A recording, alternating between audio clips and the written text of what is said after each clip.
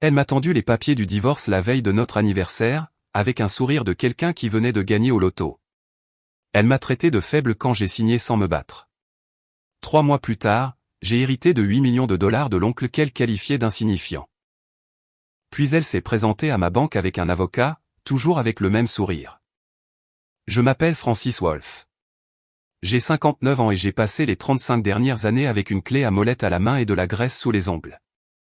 J'ai bâti mon entreprise à partir de rien, une fuite de robinet à la fois. 22 ans marié à Camilla. J'ai élevé 2 enfants, Dane et Rachel, et je pensais que je faisais tout bien. Je payais les factures à temps.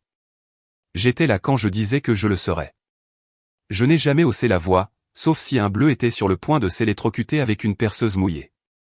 Apparemment, ça n'a pas suffi. L'enveloppe est arrivée un mardi, pas remise en main propre avec un discours dramatique. Juste posée sur le comptoir de la cuisine, à côté de la cafetière, quand je suis rentré d'un chantier à Riverside. Du papier craft épais, le genre de papier cher que les avocats utilisent quand ils veulent que vous sachiez que vous êtes foutu avant même de l'ouvrir. Camilla se tenait près de la fenêtre, les bras croisés, portant ce blazer bleu marine qu'elle avait acheté au printemps dernier. Celui qui coûte plus cher que la mensualité de mon camion. Tu devrais lire ça, dit Camilla sans me regarder. Sa voix était plate, comme si elle avait répété son texte. J'ai ramassé l'enveloppe, j'ai senti son poids. Trop de pages pour que ce soit une bonne nouvelle. Qu'est-ce que c'est ? Ai-je demandé. Les papiers du divorce, dit-elle en se tournant enfin vers moi. J'ai déposé la demande hier, la veille de notre anniversaire. Ça me semblait plus propre comme ça. Mes mains se sont immobilisées. L'enveloppe pesait soudain 25 kilos. Plus propre, ai-je répété. Ne rends pas les choses plus difficiles qu'elles ne le sont. Francis, continua Camilla en lissant son blazer, j'ai tout fait de manière simple. Une division équitable, pas de bagarre, tu signes et nous pourrons tous les deux aller de l'avant. Je l'ai regardé, vraiment regardé, cette femme que j'avais rencontrée à une collecte de fonds communautaires en 1993, qui avait ri à mes blagues nulles et ne s'était pas soucié que je sente la pâte à joint et le cuivre. Elle n'était plus cette femme.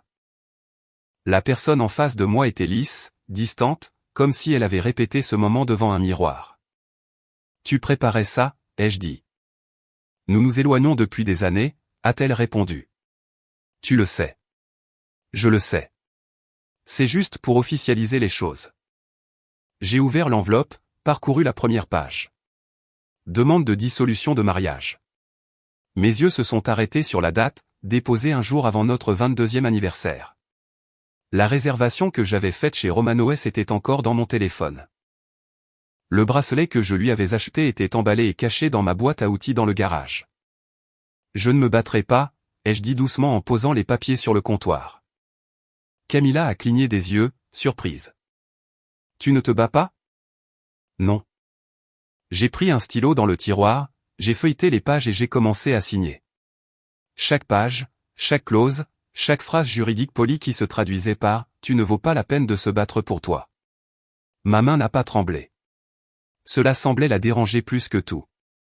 C'est tout ? A-t-elle demandé. Tu vas juste signer ? J'ai levé les yeux vers elle.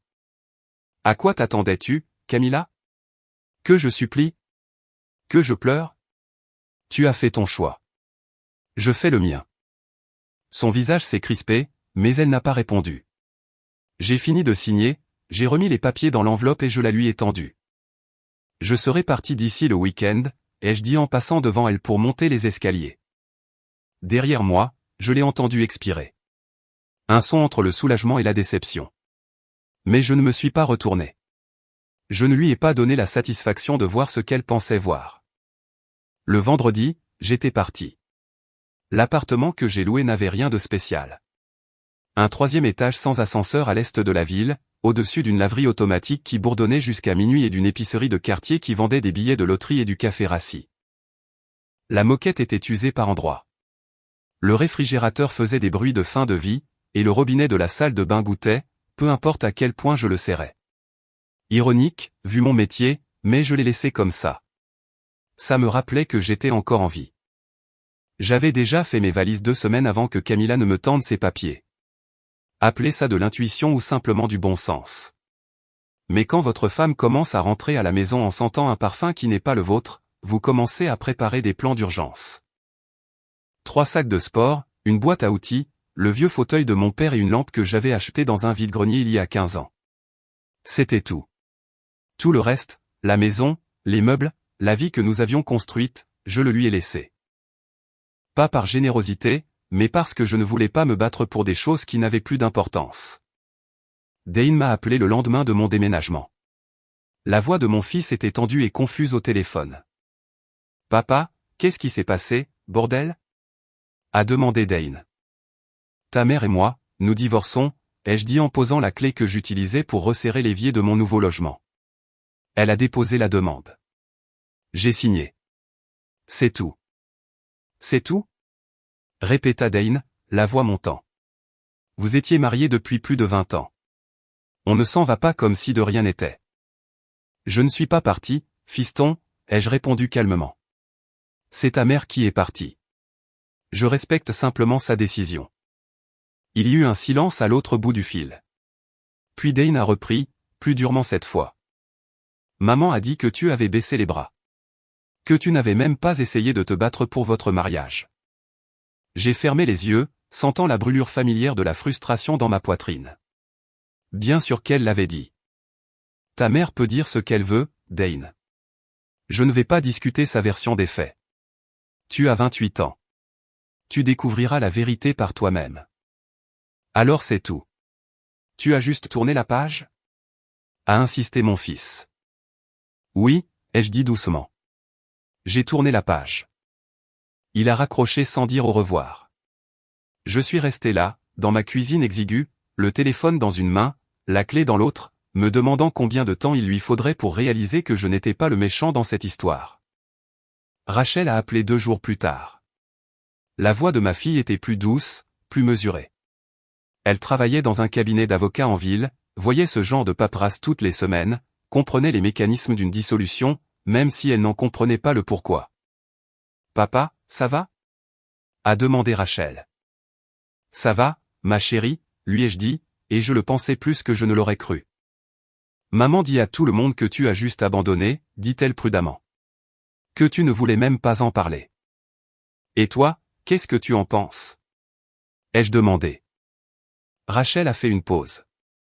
Je pense que cette histoire est plus complexe que ce qu'elle raconte. Fille intelligente. Elle l'avait toujours été. Tu as raison, ai-je dit. Mais ce n'est pas ton fardeau. C'est entre ta mère et moi. Je t'aime, papa, a dit Rachel doucement. Je t'aime aussi, Rachel, plus que tu ne l'imagines. Quand elle a raccroché, je me suis assis dans le vieux fauteuil de mon père et j'ai fixé le plafond taché d'humidité. Le goutte-à-goutte du robinet de la salle de bain résonnait dans le silence. Et pour la première fois depuis des semaines, j'ai souri. Parce que je savais quelque chose que Camilla ne savait pas. Je savais comment attendre. Camilla n'a pas perdu de temps pour construire son nouveau récit. Moins d'une semaine après mon départ, ses réseaux sociaux sont devenus une galerie de libération soigneusement orchestrée. Des photos d'elle au salon qu'elle gérait, entourée de clientes souriantes et de produits capillaires coûteux. Des photos d'une dégustation de vin en ville où elle posait avec des gens que je n'avais jamais vus. Un post la montrait sur le bateau de quelqu'un, une coupe de champagne à la main, avec la légende « Nouveau chapitre, nouvelle énergie ». Les commentaires affluaient comme des applaudissements. Tu le mérites. Enfin, tu vis ta vérité. Tu es radieuse. Je n'ai pas commenté. Je n'ai pas réagi. J'ai simplement observé de loin, comme on observe une tempête se former à l'horizon. On ne court pas vers elle. On s'assure simplement que ses fondations sont solides. Ce qu'elle ne publiait pas, c'étaient les fissures qui se formaient dans son tableau parfait. Rachel a mentionné lors d'un de nos cafés hebdomadaires que Camilla avait posé des questions sur mon emploi du temps, où je vivais, si j'avais engagé un avocat. Ma fille était assise en face de moi au dîner près de mon appartement, remuant du sucre dans son café avec une expression troublée. « Elle est nerveuse, papa, dit Rachel à voix basse. Je le sens. À propos de quoi ? Ai-je demandé en coupant une pile de pancakes. À propos de toi, a répondu Rachel. Elle s'attendait à ce que tu t'effondres, que tu l'appelles, que tu la supplies, quelque chose. Mais tu n'as rien fait. Et maintenant, Elle ne sait pas ce que tu penses. J'ai pris une gorgée de café, pesant mes mots. Ce que je pense ne la regarde plus. Papa, Rachel s'est penchée en avant, baissant la voix. Il y a autre chose. J'ai vu de la paperasse au cabinet hier. L'avocat de maman a déposé une requête pour réviser la division des biens. Ils prétendent que tu avais des revenus d'entreprise non déclarés pendant le mariage. Ma fourchette s'est arrêtée à mi-chemin de ma bouche. C'est un mensonge. Je sais, a dit Rachel. Mais ils cherchent, ils essaient de trouver quelque chose à exploiter. J'ai posé ma fourchette, j'ai regardé ma fille. 25 ans, vive comme une lame, voyant déjà le jeu pour ce qu'il était. Laisse-les chercher, ai-je dit calmement. Ils ne trouveront rien parce qu'il n'y a rien à trouver. Et oncle Léonard ? A soudainement demandé Rachel, sa voix à peine un murmure. Je me suis figé. Léonard Ashford, le frère de ma mère. L'homme qui avait bâti un empire de fournitures de plomberie à partir de rien et avait passé la dernière décennie à vivre en ermite dans un manoir près de Philadelphie. Nous étions restés en contact au fil des ans, des visites tous les quelques mois, des appels pour les fêtes. Camilla l'avait toujours considéré comme excentrique et insignifiant. Quoi, à son sujet ? Ai-je demandé prudemment. Sa santé, a dit Rachel. Tante Margaret m'a dit qu'il n'allait pas bien, et je sais que tu lui rends visite plus souvent que tu ne le dis. J'ai soutenu le regard de ma fille. Léonard est mon oncle. Je lui rends visite parce que je tiens à lui, pas parce que j'attends quelque chose. Rachel a hoché la tête lentement, mais quelque chose dans ses yeux me disait qu'elle comprenait plus qu'elle ne le laissait paraître. Fais juste attention, papa. Maman surveille tout ce que tu fais maintenant. Laisse-la surveiller, ai-je répondu en finissant mon café. Elle ne verra pas ce qui compte avant qu'il ne soit trop tard. Nous nous sommes séparés devant le dîner. Alors que je retournais à mon appartement, mon téléphone a vibré. Numéro inconnu. J'ai répondu. Monsieur Wolf, ici Vincent Harper, avocat de la succession de Léonard Ashford. Je vous appelle pour vous informer que votre oncle est décédé hier matin. J'aimerais fixer un rendez-vous pour discuter de son testament. Vous êtes désigné comme son unique légataire. Je me suis rangé sur le bord de la route, agrippant le volant. Tout venait de changer. 3 mois. C'est le temps qu'il a fallu entre la demande de divorce de Camilla et l'appel qui allait tout réécrire. 90 jours de silence, à la laisser penser qu'elle m'avait déjoué. À la regarder construire une vie qu'elle pensait que je ne pourrais pas toucher. 90 jours à faire mes tournées, à réparer des tuyaux cassés, à garder la tête basse et à attendre. Le bureau de Vincent Harper était en centre-ville, au 14e étage d'un immeuble qui sentait l'argent ancien et l'acajou poli. L'avocat lui-même avait la fin de la cinquantaine, des cheveux gris, un costume cher, le genre d'homme qui facturait à la minute et qui en valait chaque centime. Monsieur Wolf, dit Vincent en me serrant fermement la main. Merci d'être venu si rapidement. Asseyez-vous, je vous prie. Je me suis assis en face de son bureau, les mains croisées. Vincent a ouvert un dossier en cuir, en a sorti plusieurs documents. Votre oncle Léonard a été très précis dans ses instructions, a commencé Vincent. Il vous a légué l'intégralité de sa succession. Pas de conditions, pas de fiducie, pas de complications. Tout est transféré directement après l'homologation. De combien parle-t-on ? Ai-je demandé. Vincent a fait glisser un papier sur le bureau. Le total des actifs liquides, des portefeuilles d'investissement et du produit de la vente de sa société de fabrication s'élève à 8 millions de dollars. Le chiffre flottait entre nous comme un fil à haute tension. 8 millions. J'avais vécu avec 40 000 dollars par an, à réparer des toilettes et à remplacer des chauffe-eau. Et maintenant, j'étais assis dans un bureau où l'on me disait que j'étais 8 fois millionnaire. Le timing, ai-je dit lentement, est important. Vincent a hoché la tête. Je suis au courant de votre récent divorce. La procédure a été finalisée il y a 2 semaines, c'est exact ? C'est exact, ai-je confirmé. Alors cet héritage est entièrement distinct de tout bien matrimonial, a expliqué Vincent. Votre ex-femme n'a aucun droit légal dessus. Votre oncle s'est assuré que le timing était documenté. Il planifiait cela depuis des mois, attendant le bon moment. Je me suis adossé à ma chaise, digérant l'information.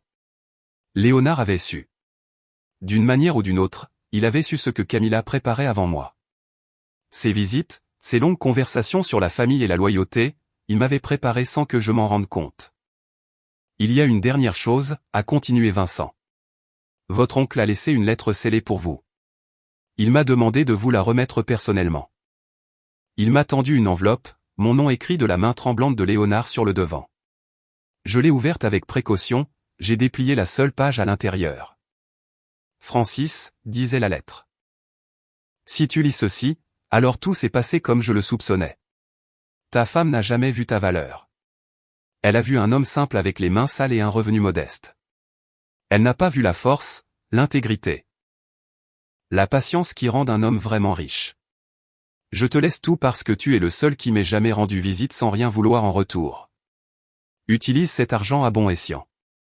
Protège-toi. Et quand elle reviendra, ne la laisse plus rien te prendre. Tu lui as déjà assez donné. Léonard.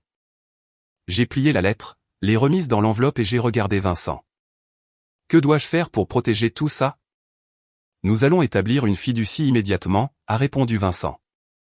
Des comptes séparés, des barrières légales, tout sera documenté et horodaté. Le temps que quelqu'un réalise ce qui s'est passé, ce sera intouchable. Je me suis levé, je lui ai serré la main. Mettons-nous au travail. En sortant de ce bureau, j'ai ressenti quelque chose que je n'avais pas ressenti depuis des mois. Pas du soulagement, pas de la satisfaction, juste un contrôle calme et délibéré. Le SMS est arrivé en premier. Court, désinvolte, comme si nous étions de vieux amis qui prenaient des nouvelles. Hey, j'ai entendu dire que tu étais chez Romano S la semaine dernière. J'espère que tu vas bien. J'ai fixé le message pendant une minute entière avant de le supprimer sans répondre. Camilla pêchait, testait pour voir si j'allais mordre. Je n'allais pas le faire. 2 jours plus tard, elle a appelé. J'ai laissé le message sur le répondeur. Sa voix était plus légère que je ne l'avais entendue depuis des années, presque enjouée. Francis, c'est moi. Je voulais juste prendre de tes nouvelles. On devrait parler. Il y a des choses dont nous devons discuter à propos des enfants. Rappelle-moi. Les enfants avaient 28 et 25 ans. Ils n'avaient pas besoin que nous discutions de quoi que ce soit à leur sujet. C'était de la reconnaissance. Je n'ai pas rappelé. Puis est venue l'embuscade. J'étais à la First National Bank, en rendez-vous avec un banquier privé que Vincent m'avait recommandé pour gérer les comptes de la fiducie, quand j'ai aperçu un reflet dans la paroi vitrée de la salle de conférence, un blazer bleu marine, cette posture travaillée, et à côté d'elle, un homme en costume gris portant un porte-documents en cuir. Je me suis tourné lentement. Camilla se tenait dans le hall de la banque avec Derek Hopkins, son avocat, tous deux arborant des expressions qui se voulaient désinvoltes mais qui oscillaient entre le prédateur et le désespoir. Francis, dit Camilla en s'approchant avec son sourire signature. Le même qu'elle utilisait quand elle voulait quelque chose. Quelle coïncidence. Je ne savais pas que tu avais un compte ici. Je n'en ai pas, ai-je répondu d'un ton neutre. Que veux-tu, Camilla? Derek Hopkins s'est avancé, tendant la main. Je ne l'ai pas serrée. Il l'a retirée en douceur, imperturbable. Monsieur Wolf, je suis Derek Hopkins. Je représente votre ex-femme. Nous espérions avoir une brève conversation pour réviser les termes de votre accord de divorce. Le divorce est définitif, ai-je dit, gardant ma voix égale. Il n'y a rien à réviser. Eh bien, a poursuivi Derek avec une aisance étudiée, étant donné certains changements dans votre situation financière, nous pensons qu'un amendement serait approprié, juste même. Alors ils savaient.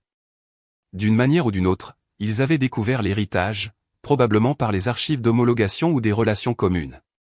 La question était de savoir ce qu'ils savaient et ce qu'ils devinaient. Le sourire de Camilla s'est légèrement élargi. Francis, voyons. Nous avons été mariés pendant 22 ans. Ne penses-tu pas qu'il est juste que nous partagions une bonne fortune inattendue? Surtout quand il s'agit d'argent de famille. J'ai sorti une carte de visite de la poche de ma veste et je l'ai tendue à Derek.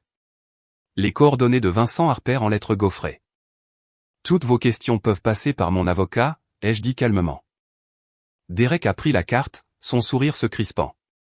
Il a reconnu le nom. Vincent Harper n'était pas n'importe quel avocat.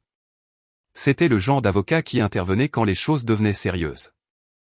Francis, dit Camilla, sa voix perdant un peu de sa chaleur. Tu veux vraiment faire ça? Rendre les choses conflictuelles? Je l'ai regardé droit dans les yeux. C'est toi qui as rendu les choses conflictuelles quand tu as déposé ces papiers il y a 3 mois, que tu m'as souri et que tu es parti avec tout. Je ne fais que protéger ce qui est à moi maintenant.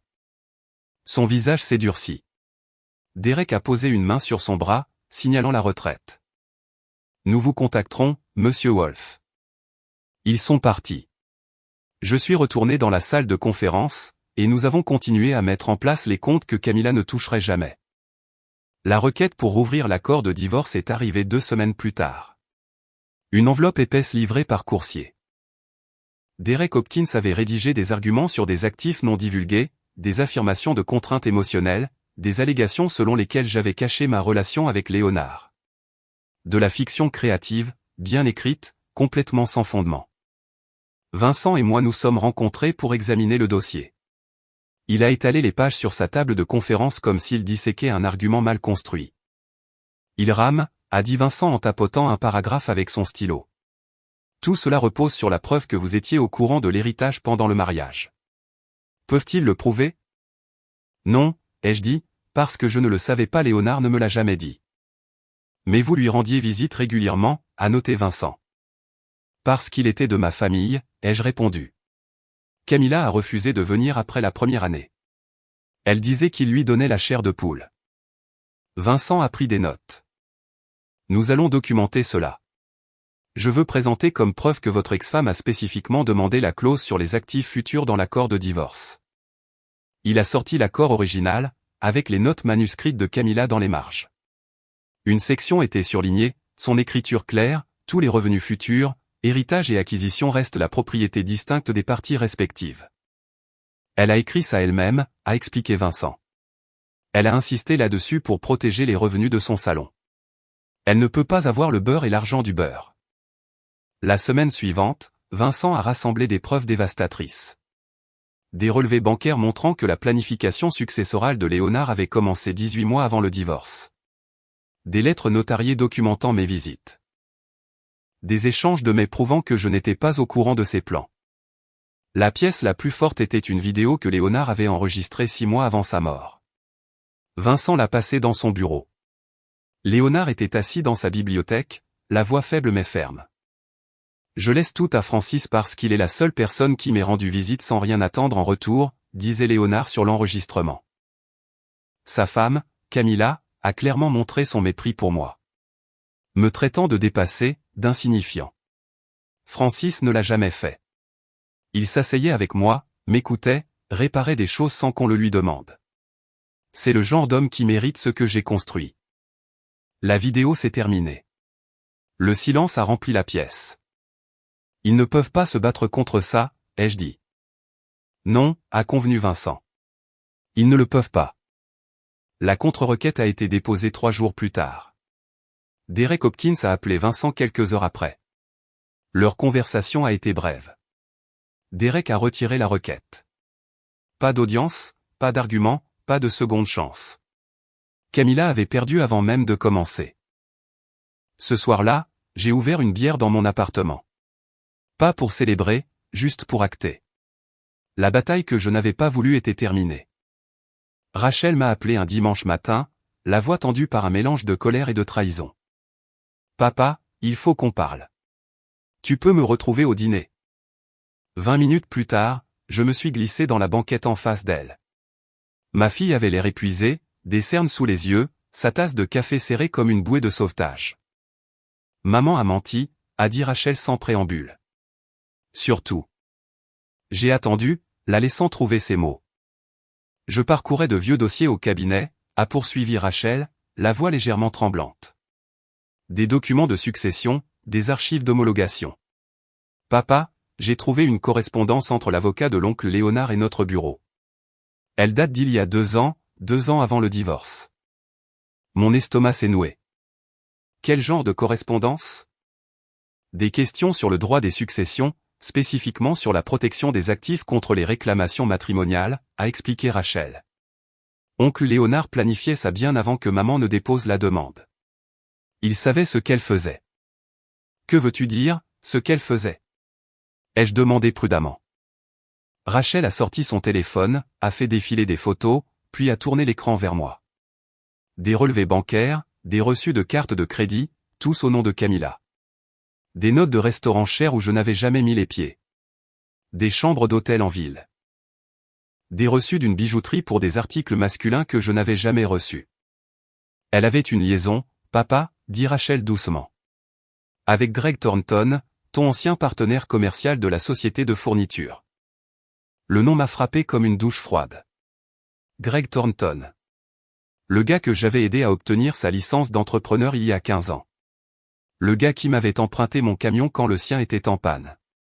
Le gars qui était venu à la maison pour des barbecues et des anniversaires. Depuis combien de temps? Ai-je réussi à demander? Au moins 2 ans, a répondu Rachel. Peut-être plus. J'ai trouvé des SMS entre elle et lui datant d'avant sa demande de divorce. Elle prévoyait de te quitter pour lui. Le divorce, ce n'était pas parce que vous vous étiez éloignés, papa. C'était parce qu'elle cherchait à monter en gamme. Je me suis adossé dans la banquette, digérant toutes ces nuits tardives au salon, ces conférences qui ne semblaient jamais avoir de suite. La façon dont elle avait commencé à s'habiller différemment, à parler différemment. Elle n'évoluait pas. Elle passait une audition pour une autre vie. Est-ce que Dane le sait? Ai-je demandé. Rachel a secoué la tête. Pas encore. Il la défend toujours. Il pense toujours que tu as abandonné sans te battre.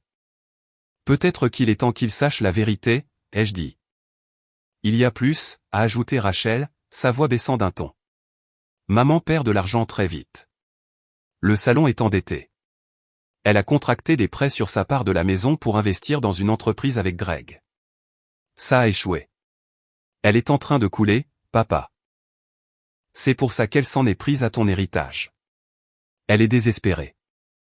J'ai regardé ma fille, j'ai vu la douleur dans ses yeux. Elle venait de découvrir que sa mère n'était pas celle qu'elle pensait.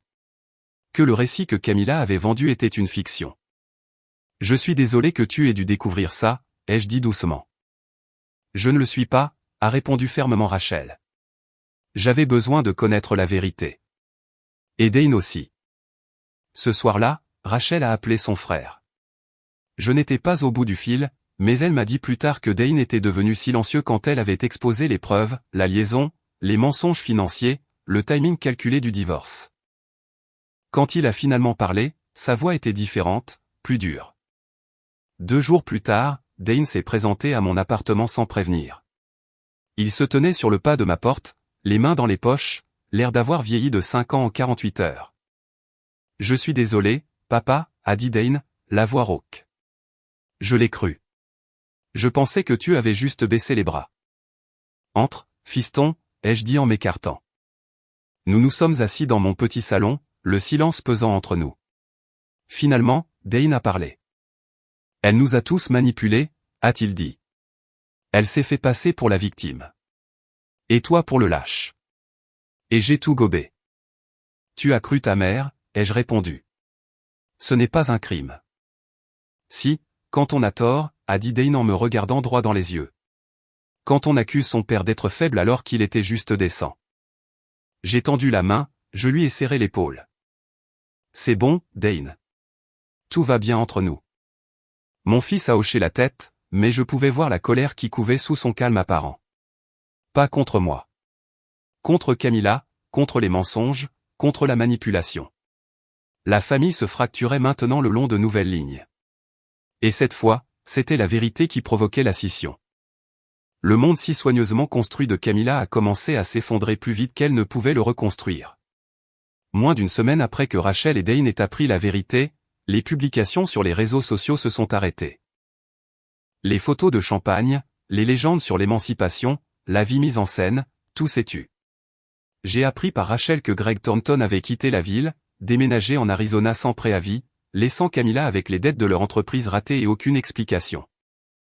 L'homme pour qui elle avait échangé 22 ans de mariage avait disparu au moment où les choses devenaient difficiles. Le salon qu'elle gérait a été vendu à une chaîne régionale. On n'a pas offert à Camilla de poste de direction dans la transition.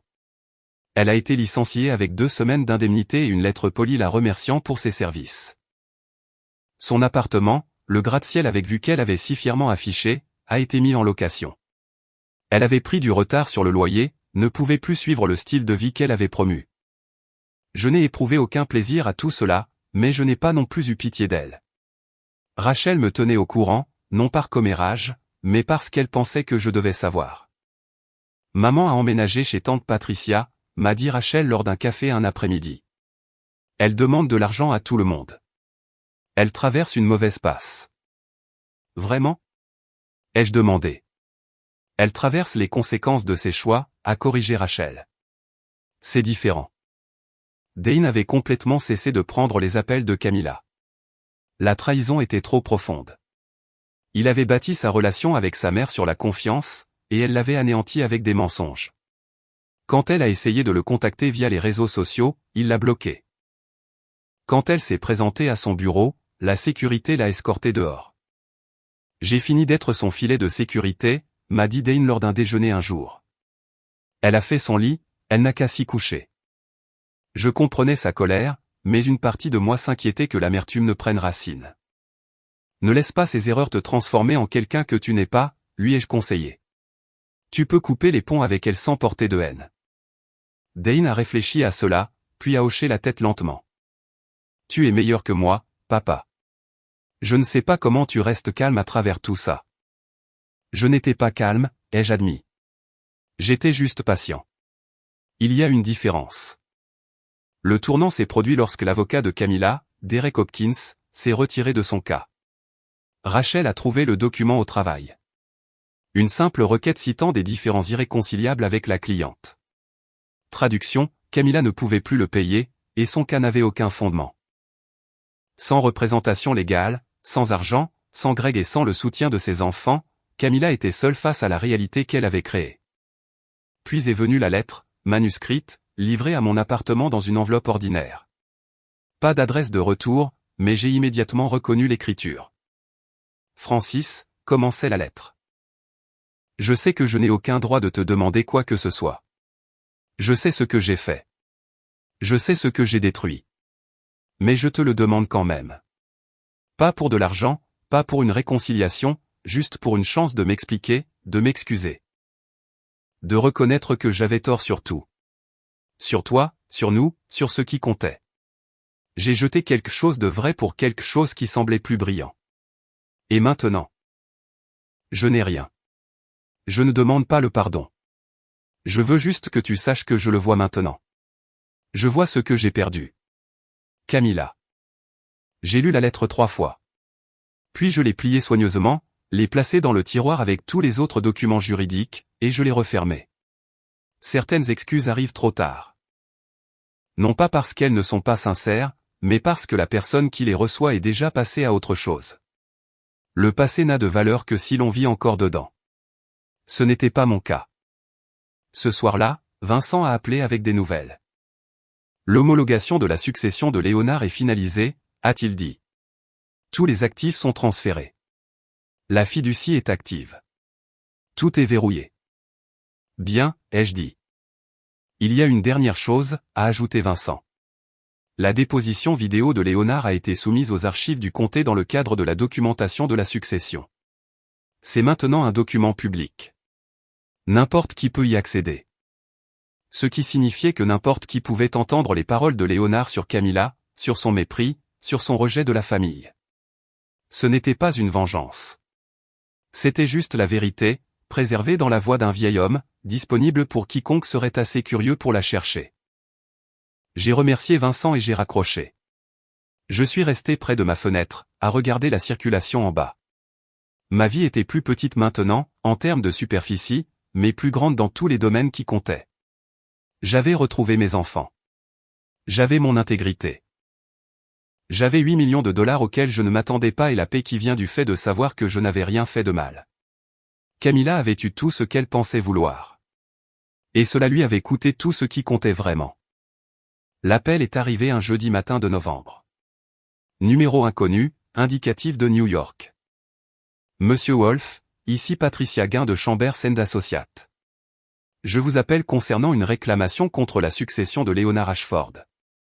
Une femme nommée Diana Ashford prétend être la fille de Léonard issue d'une relation antérieure. Elle conteste le testament. Je me suis redressé. Léonard n'avait jamais mentionné de fille.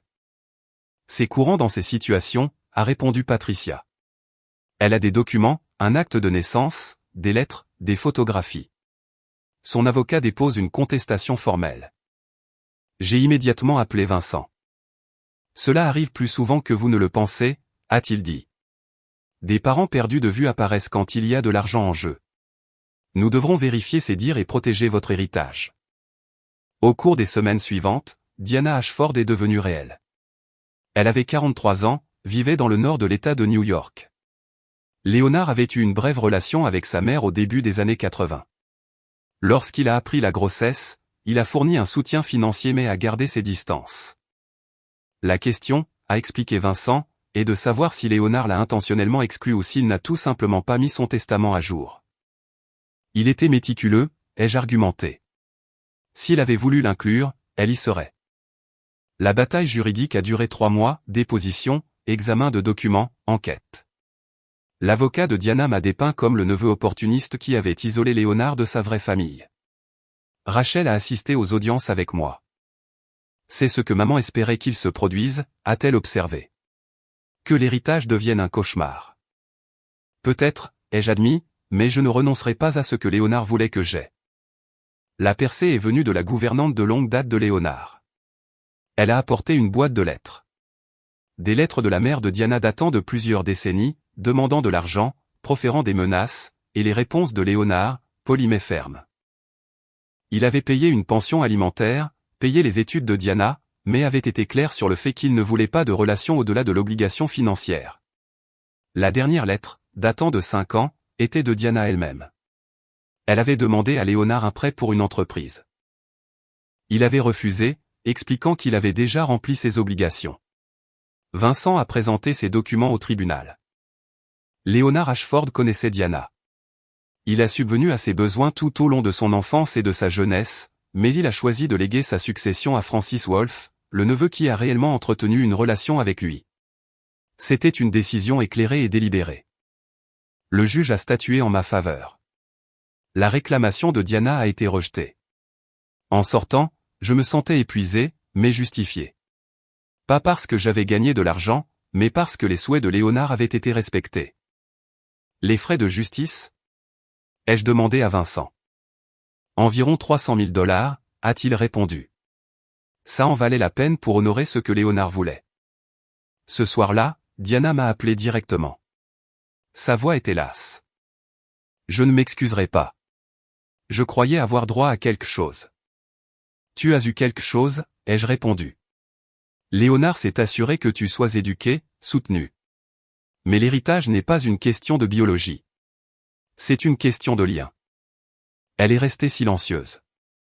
Il tenait vraiment à vous, n'est-ce pas? Oui, ai-je dit simplement. Et je tenais à lui. Nous avons raccroché sans animosité. 2 personnes qui s'étaient battues pour l'argent d'un vieil homme et avaient découvert qu'il ne s'était jamais vraiment agi de l'argent. 8 mois après la mort de Léonard, je me tenais devant le centre communautaire Ashford, regardant les équipes de construction terminer le bâtiment. La plaque disait « Centre mémorial Léonard Ashford, dédié à l'enseignement des métiers et à la construction d'avenir ». J'avais utilisé 2 millions de l'héritage pour créer cet endroit, un centre de formation pour les jeunes intéressés par la plomberie, l'électricité, la menuiserie, des bourses pour ceux qui ne pouvaient pas payer les frais de scolarité. Des programmes de placement professionnel avec des entrepreneurs locaux. Rachel se tenait à côté de moi. Il aurait adoré ça, a-t-elle dit doucement. Je l'espère, ai-je répondu. Mon entreprise s'était développée. 3 plombiers de plus, 2 nouveaux camions, des contrats commerciaux. Pas parce que j'avais besoin d'argent, mais parce que j'aimais le travail, construire quelque chose, réparer les choses. Dane avait rejoint l'entreprise 6 mois plus tôt. Après des années dans la gestion des ventes, il avait décidé qu'il voulait quelque chose de plus tangible. Nous travaillions ensemble 3 jours par semaine, et je lui apprenais tout ce que Léonard m'avait appris. Je suis désolé d'avoir douté de toi, papa, a dit Dane un après-midi en remplaçant une conduite d'eau principale. Désolé d'avoir cru son histoire au lieu de te faire confiance. C'est de l'histoire ancienne, lui ai-je dit. Tu es là maintenant. C'est ce qui compte. Camilla avait disparu de nos vies. Aux dernières nouvelles, elle était en Floride, travaillant dans la vente au détail, repartant de zéro. Je n'ai ressenti aucune satisfaction dans sa chute, mais aucune sympathie non plus. La maison que nous avions partagée a été vendue aux enchères. Je suis passé devant une fois. Une jeune famille l'avait achetée, une balançoire dans le jardin, des jouets sur la pelouse. La vie continuait. Je ne me suis jamais remarié. J'ai eu quelques rendez-vous, rien de sérieux. À 60 ans, j'avais appris que la solitude n'est pas l'isolement. J'avais mon travail, mes enfants, mon centre communautaire, mon café du mardi matin avec des amis entrepreneurs. Rachel s'est mariée au printemps. Quand elle m'a serré dans ses bras après la cérémonie, elle a murmuré. Merci de m'avoir montré ce qu'est l'intégrité. Cela signifiait plus que n'importe quel héritage.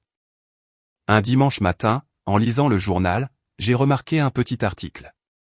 Une chaîne locale de salons de coiffure dépose le bilan. L'entreprise qui avait acheté le salon de Camilla s'était effondrée. J'ai pensé à appeler Rachel, puis j'ai décidé de ne pas le faire. Les échecs de certaines personnes ne valent pas la peine d'être suivis. À la place, je suis allé au centre communautaire, j'ai traversé les ateliers où les étudiants apprenaient à fileter des tuyaux et à installer des appareils, je les ai regardés lutter, réussir, apprendre les mêmes leçons que Léonard m'avait enseignées. Un jeune, peut-être 19 ans, se battait avec un raccord tenace. Je me suis approché, je lui ai montré la technique que Léonard m'avait montrée 40 ans plus tôt. Voilà, ai-je dit quand ça a cliqué. Tu sens ça? Ouais, a souri le gamin. J'ai compris. Bien. Maintenant, recommence jusqu'à ce que tu n'aies plus besoin d'y penser. Je l'ai laissé s'entraîner. Je suis sorti dans le soleil de l'après-midi. Mon camion était garé à proximité, cabossé et fiable. Mon téléphone a vibré avec un message de Dane concernant des commandes de fourniture. C'était ma vie maintenant. Plus petite que ce que Camilla avait voulu, plus grande que ce à quoi je m'étais attendu. Bâtie sur des fondations qui ne pouvaient pas être ébranlées parce qu'elles étaient faites de compétences, d'honnêteté et de relations qui comptaient. Léonard m'avait donné 8 millions de dollars. Mais le véritable héritage était la leçon sous-jacente. Que la richesse sans le caractère n'est que des chiffres sur un papier. Que parfois, les gens qui s'en vont vous rendre le plus grand service de votre vie. Je suis monté dans mon camion, j'ai démarré le moteur et j'ai roulé vers ce qui allait suivre. Et j'y suis allé la tête haute.